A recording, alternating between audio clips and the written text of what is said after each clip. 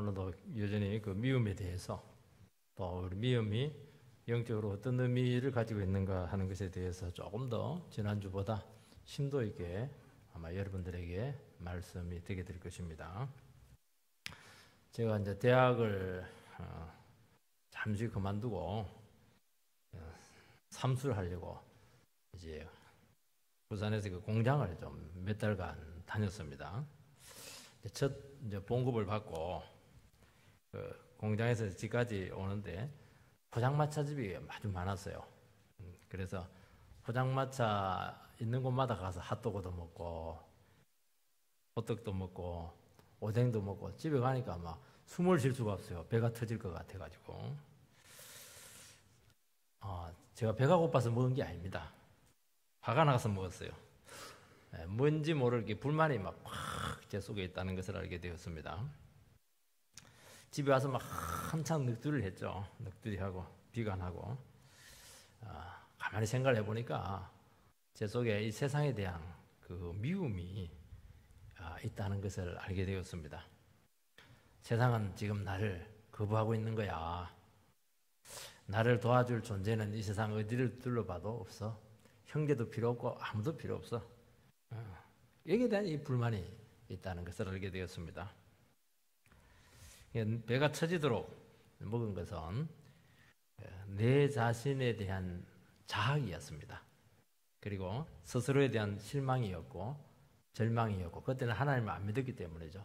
사실은 이것은 하나님에 대한 어떤 거부감이었죠. 인간의 원죄 중에서 가장 무서운 것 중에 하나가 미움입니다. 왜 사람들이 미움을 가지게 되느냐 하니까 나를 안 받아주니까, 나를 거부하니까, 배척하니까. 우리가 하나님 앞에 죄를 짓고 나서 하나님께로부터 쫓겨나게 되지 않았습니까? 그리고 사람이 왜 죄를 지었냐니까 하나님에 대한 불만이 있었던 것입니다. 그게 이제 마음에 품고 있다가 때가 되어가지고 이게 이제 범죄로 나타나게 된 것입니다.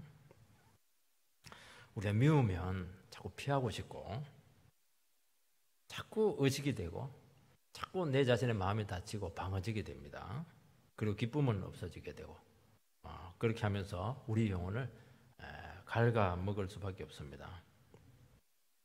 우리 속에 있는 그 미움의 감정 그리고 크리스찬들이 당하는 수많은 애매한 그런 어떤 핍박들, 압박들 그 세상의 그 미움은 성경에서는 근본적으로 하나님과의 그 잘못된 관계에서 왔다 그렇게 말씀을 하고 있습니다. 하나님이 우리의 삶을 인정을 해주고 하나님께서 우리의 사랑을 주고 축복을 주고 이렇게 할 때 우리는 세상을 사랑할 수가 있어요. 근데 하나님이 나를 싫어한다고 그러고 하나님께서 네 삶을 인정하지 않은데 여기서 어떻게 좋은 감정이 나올 수가 없는 겁니다. 그냥 꽉 참고 있다가 그냥 불만이 나오는 것이죠. 그래서 미움이라고 하는 상황이 일어나게 될 때 참 인간은 죄인이구나 하는 것을 깨닫게 되고 십자가 은총 앞에 이렇게 나와야 이 문제가 해결이 되는 것입니다. 그래서 우리는 이 미움이라고 하는 그 상황이 우리 가운데 발생하게 될 때 많은 미움이 있잖아요. 이것은 복음을 전가할 수 있는 좋은 기회로 삼으라는 겁니다. 인간의 본성이 다 드러난 것이기 때문에 십자가 앞으로 가라 그렇게 말씀하고 있는 것입니다. 세상이 왜 예수님을 미워했는가 하는 이유가 지금 기록이 되어 있습니다. 24절 말씀을 보면 내가 아무도 못할 일을 그들 중에서 하지 아니하였더라면 그들에게 죄가 없었으려니와 지금은 그들이 나와 내 아버지를 보았고 또 미워하였도다. 오늘 그 특이한 표현이 있는데요. 예수님께서는 아무도 못할 일을 하셨다고 말씀하고 있습니다. 예수님은 하나님의 아들이시니까 인간이 할 수 없는 일을 하신 것입니다. 그전에도 이런 일을 한 존재가 없었었고 예수님 이후로도 이런 일을 한 분이 안 계셨습니다. 이분께서 하신 것이 무엇입니까? 많은 기적을 행하셨고 또 많은 죄인들에게 용서를 선포했고 병자들을 고쳐주었고 귀신을 쫓아내었고 죽은 자를 살리신 엄청나게 많은 일들을 했습니다. 이것은 인간이 할 수 없는 것이었습니다. 이것은 하나님만이 할 수 있는 그런 능력이었습니다. 예수님께서 많은 말씀을 했습니다. 이것은 예수님의 말씀은 달랐어요. 예수님의 말씀은 바로 하나님의 말씀이었습니다. 딱 들어보면 알아요. 아, 이거는 인간의 말이 아니구나. 이거는 하나님의 음성이구나 하는 것입니다. 우리가 왜 하나님 말씀을 듣고 믿냐니까 제가 인간의 말을 하면 여러분들이 믿겠습니까? 내가 뭘 하고 여러분들 나와 무슨 관계가 있다고 말을 믿겠어요? 절대로 안 믿죠. 안 믿죠. 하나님의 음성이 들리니까 하나님 말씀이니까 믿는 겁니다. 이건 하나님만이 해줄 수 있는 것이죠. 우리가 어떤 존재인데요.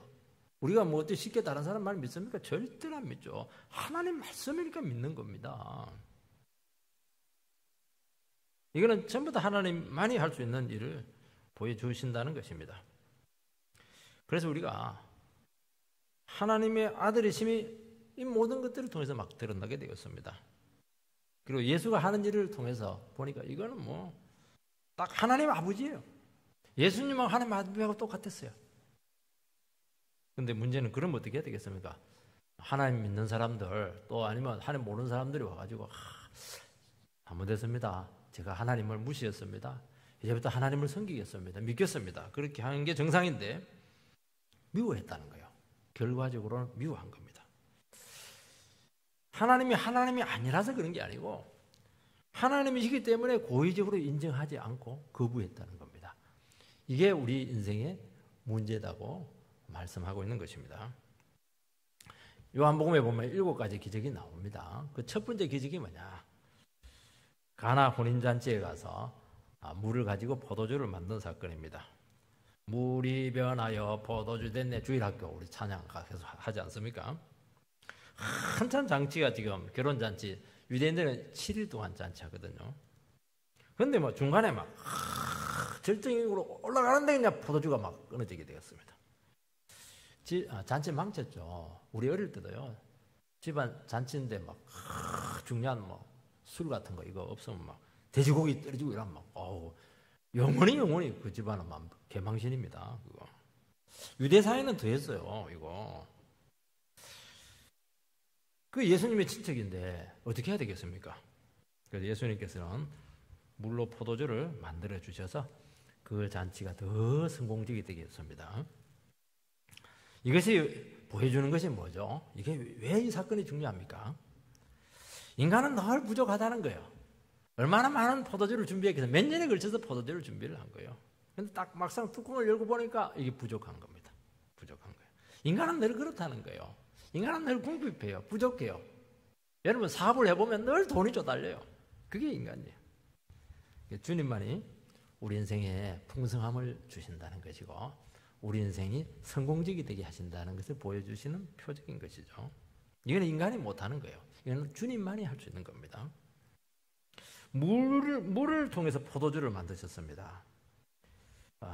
물이 포도주가 될 수 있습니까? 이거 완전히 화학적인 변화가 나타난 것이고 질적인 변화가 나타난 것이지 않겠습니까? 이것은 주님만이 인간을 근본적으로 변화시킬 수가 있다는 겁니다. 다른 것으로는 절대로 안 됩니다. 물이 변하여 포도주가 되게 했는데 어떤 물을 썼느냐? 생수통에 있는 물을 쓴 것이 아니었어요. 돌 항아리에 있는 물을 썼습니다. 돌 항아리는 뭐냐? 돌 항아리 7개인데요. 돌 항아리는 구약 율법에서 한 제도죠. 바깥에 나갔다가 들어오면은 사람들 뭐 죄와 많이 접촉을 하니까 집에 들어올 때 거기다가 손을 씻습니다. 그러면 묻었던 죄가 다 씻겨진다. 그렇게 그들이 믿었던 것이죠.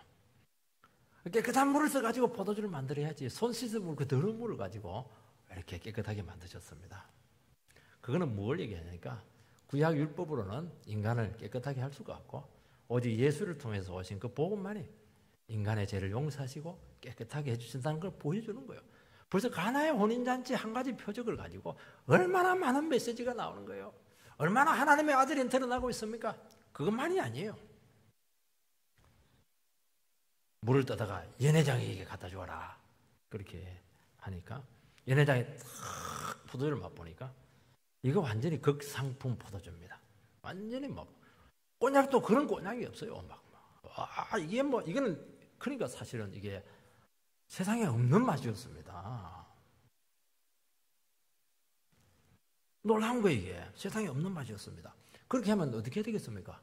연회장은 알거든요. 이 사람은 전문가거든요. 딱 마셔보면 압니다. 이걸 몇 년 사이다는 게 그대로 나오거든요. 이거는 이 세상에 없는 포도주였어요. 신적인 능력이 나타난 것이지 않겠습니까? 이거? 그러면 어떻게 해야 되겠어요? 이야, 포도주 맛있다. 야, 이 집은요. 아니, 처음에는 막 좋은 거 나오더니만, 대개는 뒤에 가서는 이제 막 술 취하고 이러면 막 그냥 질 떨어지는 술 주고 이렇게 하는데, 이 집은 뭐 더 좋은 질이 있는 포도주를 주는 겁니다. 그게 아니죠. 그 말만 하고는 관심이 없어요. 이거 딱 보면 알잖아요. 이거는 이 세상에 없는 포도주면 누가 만들었느냐, 누가 가져왔냐, 이거 따져보고 물어봐야죠. 그리고 그분 앞에 가서 주님께 영광을 돌려야죠.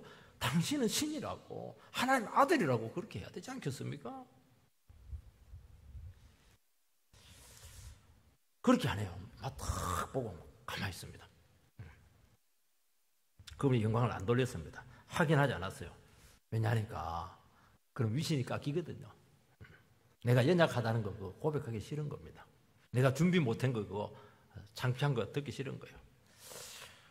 내가 이 잔치를 못 지겠다, 영광을 그냥 뺏기기 싫은 겁니다. 사실은 주님의 영광인데 말이죠. 그리고 무사히 잔치를 잘 마쳤네, 박수 탁 받고, 아우 대단한 연회장님. 이게 인간의 문제입니다. 그런데 거기 마리아가 있었었고 예수님을 모친 하인이 있었습니다. 어떻게 했냐니까 알았어요. 말씀을 딱 듣고 알았고, 하인들은 순종을 했어. 물 떠다 주라 이러니까 물을 딱 떠다 준 거예요. 순종을 하니까 안 겁니다. 그 사람들은 예수가 하나님의 아들이라는 것을 믿었어요. 연회장은 안 믿었어요. 싫었던 거예요. 이분이 신의 아들이라는 것을 고백하기 싫었던 거예요. 여러분, 얼마나 많은 표적이 나타났고, 그 가나의 혼인잔치를 통해서 얼마나 많은 하나님이 나타났습니까? 신경을 안 써요. 쓰기 싫은 거예요. 인정하기 싫은 거예요. 내가 최고라는 거예요. 내가 최고 전문가라는 거예요. 그게 죄입니다. 세상은 예수님을 경험을 합니다. 근데 막 미워합니다. 고의적으로 하나님 되심을 인정하지 않습니다. 그래서 모든 불신앙의 책임은 우리 인간에게 있다고 말씀하고 있습니다. 왜냐하면 예수님이 하나님의 아들이라는 것을 인정하면 나는 어떤 존재입니까? 나는 아무것도 아니에요. 그분은 왕이시고 나는 종이라는 겁니다. 싫은 거예요. 내가 왕이 되고 싶다는 것을 끝까지 고집하고 싶은 것입니다. 그리고 주님 앞에 나가면은 내가 붙들고 있는 거 다 내려놔야 돼요. 그게 읽고 싶지가 않는 거예요.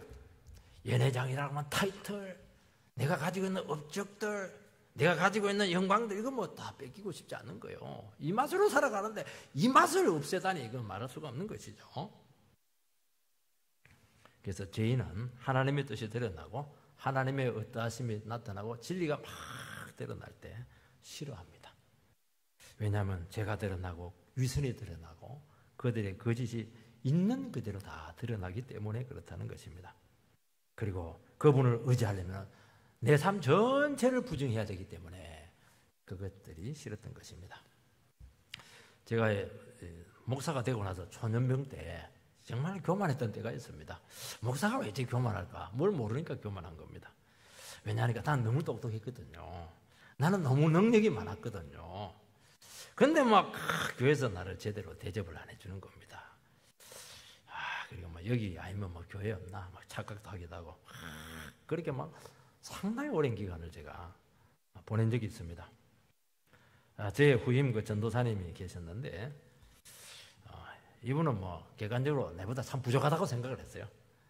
근데 이분이 설교를 하는데 제가 그 설교를 듣고 막 충격을 받았어요.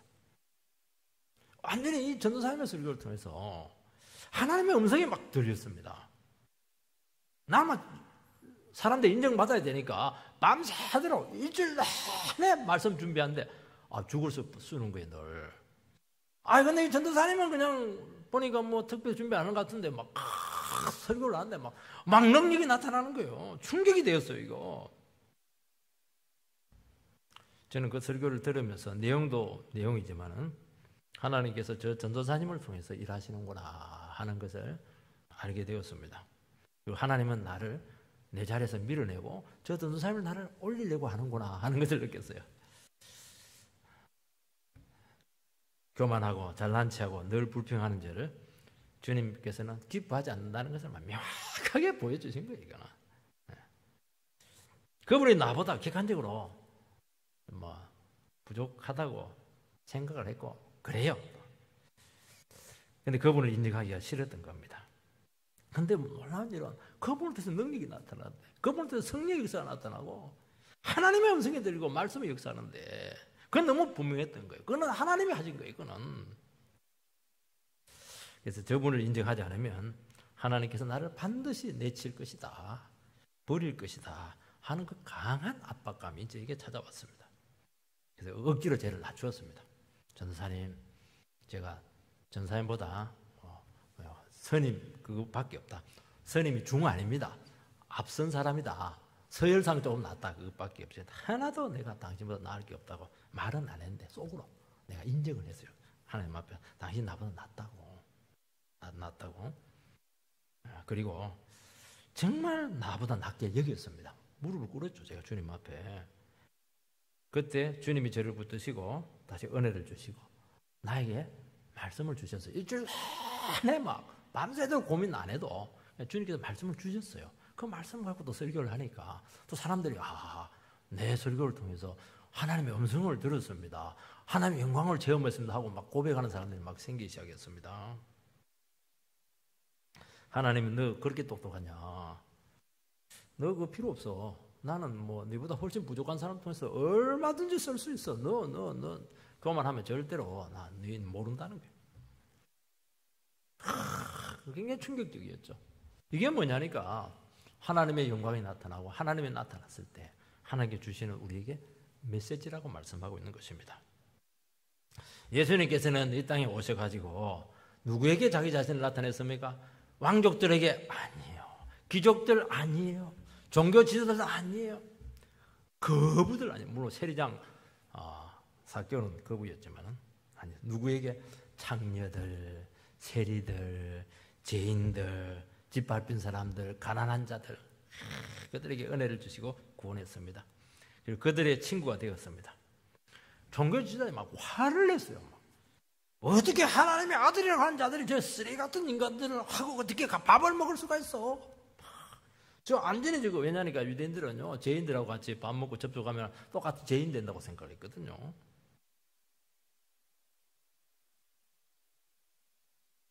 아니 우리 생각 같았으면 그 인간 같지 않은 사람들하고 교제하고 그러면 어이구 끼리끼리 놀아라 그렇게 하면서 무시할 수 있지 않습니까?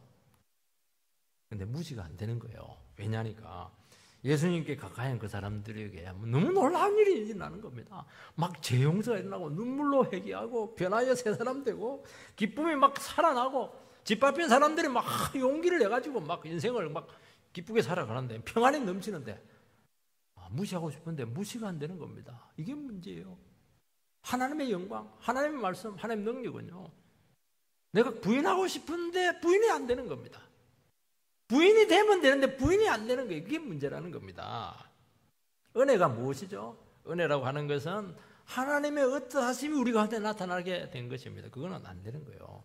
자녀들에게 엄마의 사랑은 부인한다고 되는 게 아닙니다. 동생만 막 사랑하면 큰아들 있다. 뭐 상관없어. 그런다고 상관없는 게 아니야. 화가 잔뜩 나는 거예요. 왜냐 엄마의 사랑은 절대로 부인할 수가 없거든요. 뭐 다른 집에 간다고 되는 게 아니에요. 그거.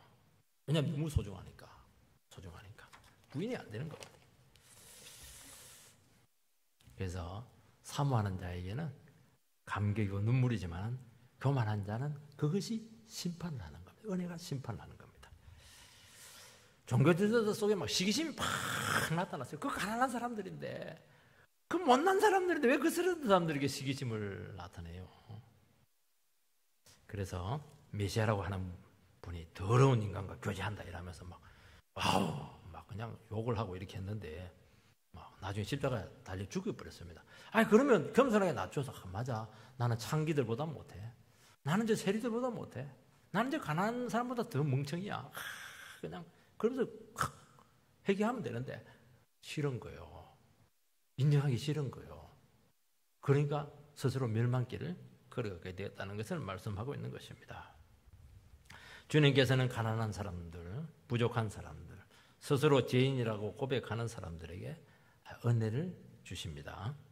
잘난 사람, 교만한 사람, 자기 자랑 많은 사람, 자기 공로 막 붙들고 있는 사람, 왕년에 한가득했던 그 사람, 자기 힘으로 내 얼마든지 이 세상 살아갈 수 있다고 생각하는 사람, 그 사람들을 완전히 부끄럽게 만들 겁니다. 그래, 그렇게 잘났어? 잘 살아봐라. 정말 무시한 사람, 무시했던 사람, 막 공부도 못한 사람, 이런 사람들 들어서 가지고 막 하나님 쓰시는데요, 막 속에서 막 화가 나는 겁니다. 아, 주님의 트릭이죠. 그렇게 해서라도 네 모습 보고 네가 얼마나 정말 못난 인간인가 알고 무릎을 꿇어라, 얘기해라. 지금이라도 그 자세에 낮춰라. 그렇게 말씀하는 것입니다. 모든 사람은 죄인인데 죄를 인정하는 사람이 있고 끝까지 인정하지 않는 사람이 있습니다. 자기 죄를 인정하면 바로 치유함을 받습니다. 종교 지도자들은 끝까지 인정하지 않고 그냥 형식적인 종교 행위로 자기 죄를 자꾸 덮어버리고 숨겼던 거예요. 그러니까 망했던 겁니다. 여러분, 우리 죄인들이잖아요. 우리 정말 피조물이지 않습니까? 우리 식으로 말하면 볼장은 다 본 사람들 아니에요. 부끄러울 할 게 뭐 있어요. 목욕탕 가면 다 옷 벗고 같이 있을 텐데 싹 벗어버리는 거예요. 주님 앞에서. 나 죄인이라고, 나 못난 인간이라고, 나 정말 아무것도 아니라고. 그러면 돼요. 그러면 알았다, 진짜 멋진 사람 만들어줄게. 아무것도 아니라고? 너는 아무것도 아니라 나는 하나님이다는 거예요. 한번 작품을 한번 만들어 볼까? 그래서 만들어가기 시작하는데 정말 놀랄 노자가 될 겁니다. 그게 복음이에요, 여러분. 하나님께서는 어떻게 하시든지 하나님을 나타내십니다. 하나님의 아들을 통해서 나타나시고, 말씀을 통해서 나타내시고, 섭리로 나타나시고, 병이나 고난을 통해서 우리를 또 징계하심으로써 자기를 반드시 나타내십니다. 어떻게 나타내십니까? 나만 알 수 있도록. 다른 사람은 몰라요. 인격적으로 우리를 만나주십니다. 요란하지 않아요. 어떤 대단한 거 주면 우리는 사진 찍고 막 자랑하잖아요. 주님께서는 그렇게 하잖아요. 조용하게, 이제 나를 한번 만날래? 너 정말 네 모습 한번 내 앞에 드러내 볼래? 부끄럽지 않도록. 절대로 창피하지 않아요. 얼마나 인격적으로 배려하는지 모릅니다. 하나님께서 우리에게 말씀으로 찾아간다는 것처럼 인격적인 게 어디 있어요? 몽둥이로 막 때려도 유분수인데 말씀으로 찾아가는 거예요. 이제 내 말 듣고 마음 한번 바꿔봐. 너 죄를 인정하고 하나님 자녀 돼볼래? 그렇게 하는 겁니다. 마음이 녹아버려야 돼요. 눈물이 팍 나야 되는 거예요. 주님께서 주신 구원의 길에 우리가 믿음으로 반응하도록 그렇게 배려하시고 도우시고 기다리시는 줄 믿습니다. 근데 지금까지 그렇게 살아왔는데 앞으로도 계속 그렇게 살면 기회가 늘 있는 게 아니야. 지금 이 순간 기회를 놓치면 너의 구원의 문이 닫힐 수가 있는 거야. 이때 기회를 잡으라는 거예요. 그러면 살 수 있다. 그렇게 말씀하는 것입니다. 두 번째는 이유 없는 믿음이 어떻게 우리에게 해석이 되어야 되는지 하는 문제죠. 25절 말씀을 읽어보면은, 그러나 이는 그들의 율법에 기록된 바 그들이 이유 없이 나를 미워하였다 한 말을 응하게 하려 함이라. 하나님과 예수님이 막 우리에게 나타났습니다. 그때 유대인들이 보인 반응이 뭐냐? 이유 없이 나를 미워했다는 겁니다. 이유 없이. 미워하는데 이유가 없어요. 그냥 미운 거예요. 그걸 이제 율법에 기록된 바 이렇게 되어 있으니까, 율법은 이제 구약 성경입니다. 율법은 구약 성경이니까 시편 35편 19절, 시편 69편 4절에 이게 나옵니다. 왜 사람들이 나를 이유 없이 미워합니까? 이게 이제 항의를 막 하면서 지은 시죠. 다윗이 지은 시입니다. 다윗이 이해가 안 되는 게 하나가 있었습니다. 다윗 왕이 그렇게 많은 고난을 받고 그렇게 많은 고생을 하고 미움받고 핍박 중에 막 하나님께 나가서 기도한 내용입니다. 왜 사람들이 까닭없이 나를 미워하느냐는 겁니다. 내가 잘못한 게 뭐가 있습니까, 하나님? 내가 죄 지은 거 뭐가 있습니까? 없습니다, 하나님. 물론 연약해 넘어진 거 있지만은요. 나는 하나님 말씀만 의지했고 정말 하나님 뜻대로 살기를 원했고 선하게 했고 정말 나는 거룩을 위해서 살았습니다. 왜 그런데 사람들이 나를 미워합니까? 이게 이제 숙제였습니다. 예수님도 이 문제였죠. 예수님 뭐가 죄가 있어요? 하나님 아들이고 그렇게 거룩하신 분 어디 있고 사랑 중에 사랑이셨죠. 근데 이유 없이 사람들이 자꾸 미워하는 겁니다. 이게 문제였어요. 십자가 사랑을 막 베푸는데 뭐 십자가 위에까지 막 욕을 해요. 너 하나님 아들이면 내려와봐. 막 조롱하고 어이구 꼴 좋다 이렇게 하면서 너무너무 예수님을 싫어하고 혐오하는 겁니다. 그게 신기했어요. 이유 없이 막 미워하는 겁니다. 예수님 잘못한 게 뭐가 있어요? 예수님 잘한 것밖에 없는데 그렇게 하는 겁니다. 우리말에도 이유 없는 무덤이 없다. 처녀가 애를 낳아도 뭐 다 이유가 있다 그렇게 하는데 인간의 죽음에 다 사정이 있다는 것을 이야기하는 것입니다. 주님께서 나타나셨을 때 사람들이 미워하는 것은 이유가 없는 게 아니에요. 이유가 있습니다. 그런데 그 이유를 모르는 게 문제입니다. 그리고 그 이유를 알아도 인정하기 싫은 것이 문제입니다. 예수님께서 하신 것은 우리를 너무 사랑한 것이 문제였어요. 안 사랑했으면 돼요. 너무 사랑했어요. 주님의 사랑은 흠을 잡을 수가 없는 정말 순수한 100%의 사랑이었습니다. 엄마의 사랑도 그 불순물이 있거든요. 이기적인 사랑이 있거든요. 독이 들어있어요.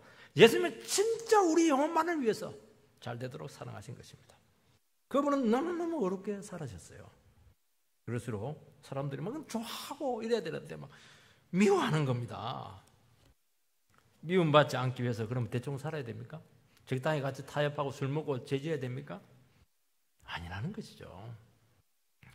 예수님께서는 인간의 마음, 그분이 받은 그 미움을 성경으로 이렇게 정리를 합니다. 그 이유는 이것은 성경에 기록되어 있는 현상이 나타난 것이고 이거 하나님의 뜻이 나타났다는 것을 이야기하는 것입니다. 하나님의 백성이 믿음으로 살아갈 때 미움받는 것은 그건 이상한 것이 아니라는 겁니다. 예수님도 그렇게 되는 거예요. 선생님이 핍박받았는데 너희들 왜 핍박 못 받냐는 거예요. 똑같다는 거예요. 이거는 현상이고 이것은 하나님의 뜻이 되는 것입니다. 왜 사람들이 예수님을 미워했습니까? 주님이 아무도 할 수 없는 신적인 일을 했기 때문입니다. 예수님께 와가지고 빌빌거리고 막 같이 그냥 죄짓고 이렇게 사시면 되는데 막 전무후무한 능력을 보인 거예요. 그 말씀은 하나님의 말씀이었어요. 여기서 막 사람들 숨기고 있었던 하나님에 대한 태도, 적대감들이 막 적나라하게 드러나게 되었던 것입니다. 진리에 대한 혐오감이 팍 드러났어요. 여러분 이유 없는 미움 없습니다. 어떤 지인은 두 아들 중에 딱 아들이 둘이었는데 장남을 막 유난히 미워했습니다. 근데 그 아들이 미움받을 아들이 아니에요. 너무 착한 애들. 도리어 둘째 그놈이 문제가 있어요. 뺀들뺀들하고 아직도 자리를 못 차지했거든요. 나이가 많은데 결혼도 못하고.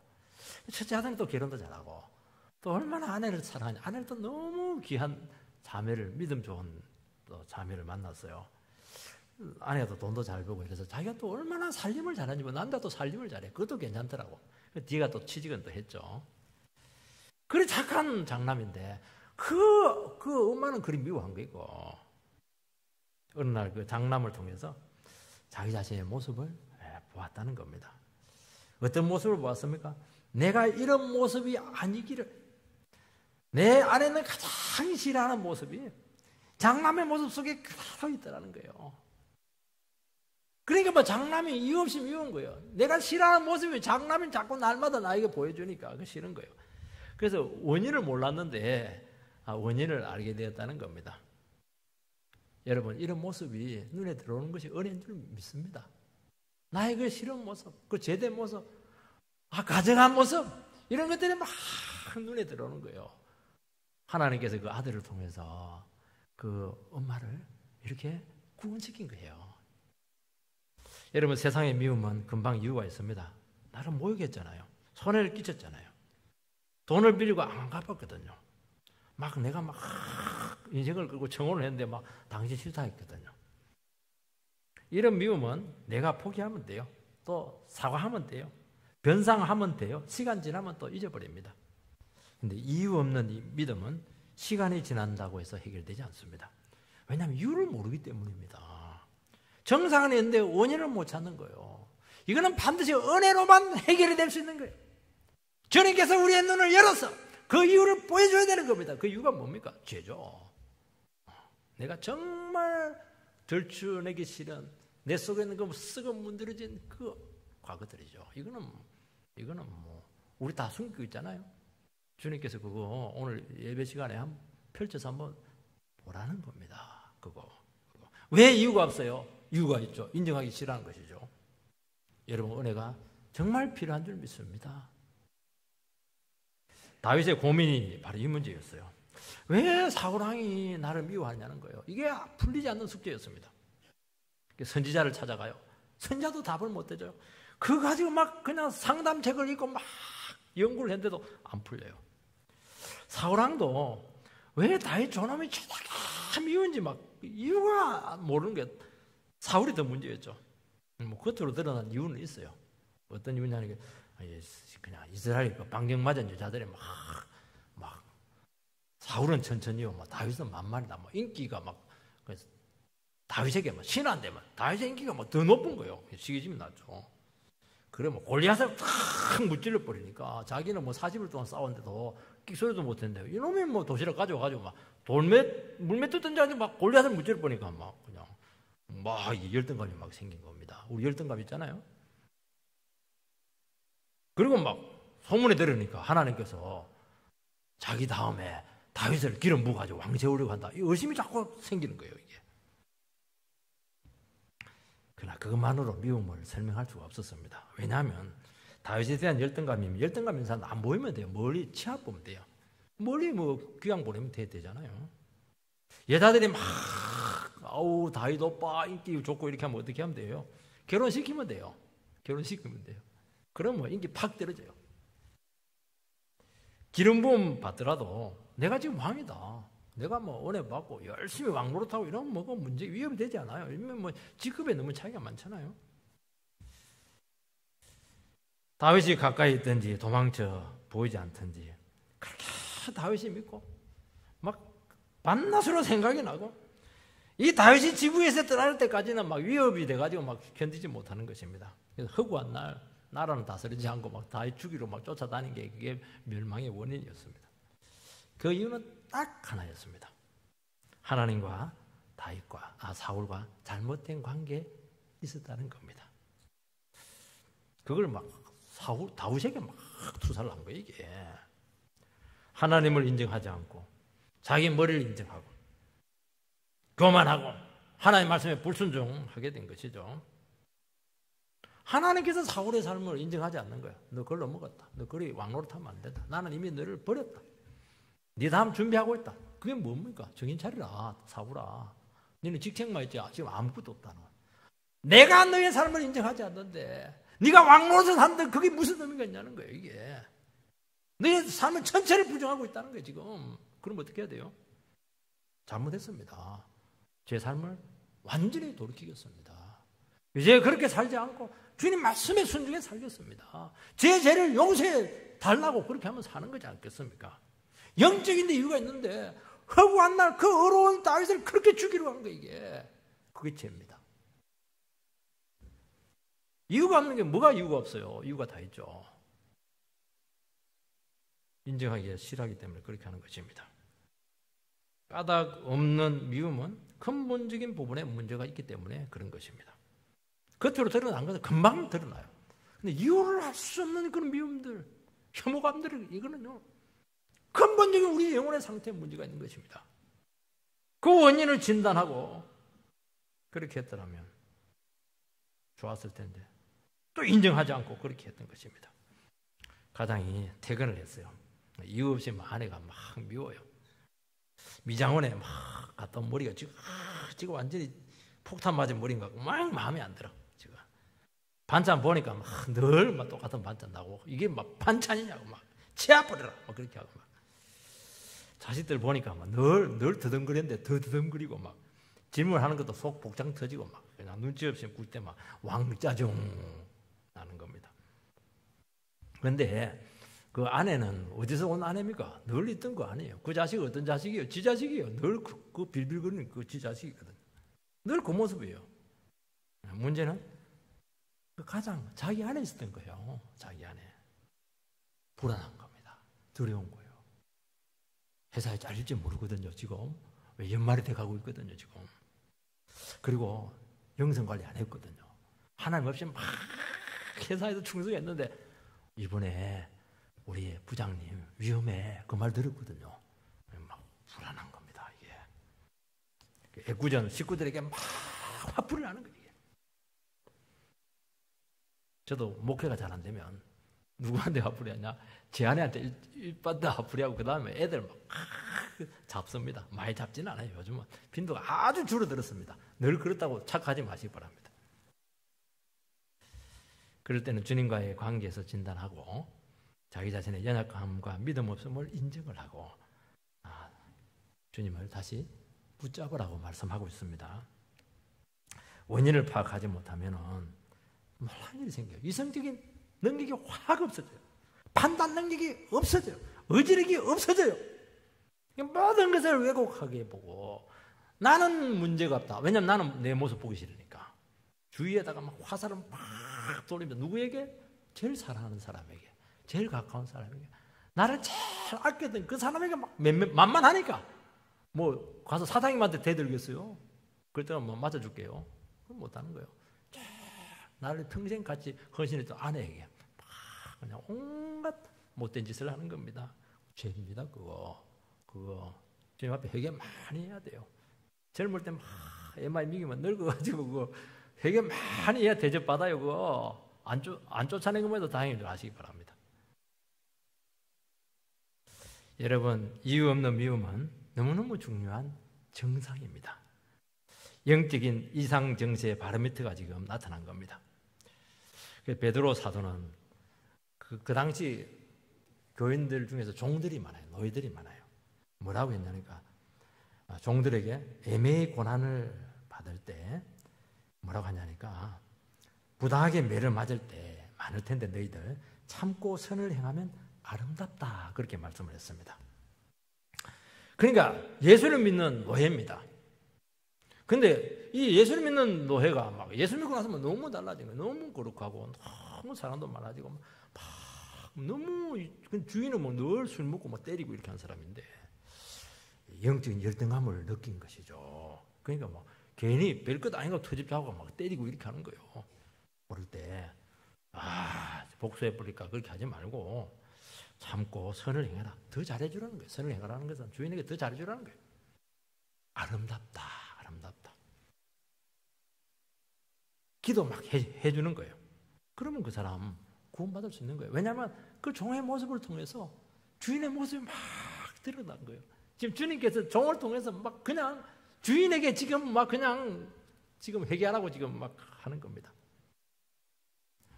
주님도 이런 애매한 고난을 많이 받았다는 것입니다. 이유 없는 미움을 통해서 세상의 영적인 상태를 진단할 수 있다는 것이죠.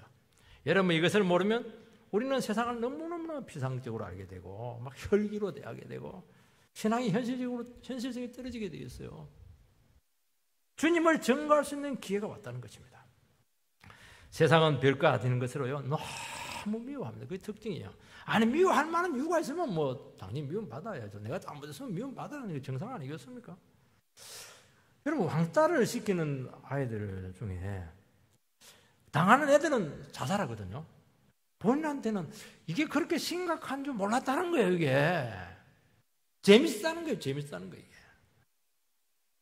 사람들은 너무너무 별것 아닌 것을 가지고 열등감적인 반응을 보이는 겁니다. 돈 몇 푼 때문에 멱살을 잡아요. 살인이 나타납니다. 그 돈이 뭐라고 그거. 전에 한번 보니까 하나 자매가 그러더라고. 내가 급한 일이 있어가지고 명절에 형님한테 빨리 집에 가가지고 찌짐이를 같이 구워야 되는데 찌짐이를 안 구고 늦게 와서 막 제사 때 와가지고 막 날람날 먹기만 했다고 막 얼마나 미워한지 집안 대판 싸움이 났다고 그래요. 아니 찌짐이 그거 뭐 그냥 그거 뭐예요 그거 찌짐이 그거. 근데 찌짐이 때문에 집안 3차 대전이 났다고 그래요. 찌짐이가 뭔데 그거. 그게 인간입니다. 그동안 교회에서 받은 은혜 다 까먹었다고 말하는 것입니다. 내 신앙이 얼마나 아니라고 하는 것을 깨닫죠. 그러면서 현실을 깨닫는 거예요. 이게 세상의 모습이고 정말 제가 보통이 아니구나 하는 것을 깨닫는 것이고, 그래서 성령님을 의지하고 그때 예수를 증거하고 초청을 하는 것이죠. 그래서 세상은 애매해도 하나님께서는 이것처럼 인간의 상태를 적나라하게 드러내는 것은 없습니다. 그래서 우리가 다시 한 번 더 이 말씀을 기억을 해서 영적으로 이 문제를 바라봐야 되겠구나. 내가 더 성령의 은혜가 필요하구나. 더 기도가 필요하구나. 더 이런 게 통해서 예수를 증거해야 되겠구나. 겸손하고 그 사람들에게 더 무릎 꿇어주고 더 사랑을 베풀어주고 이렇게 하면서 많은 영혼들을 주님께로 인도하는 복된 성도님 되시기를 주의 이름으로 축복합니다.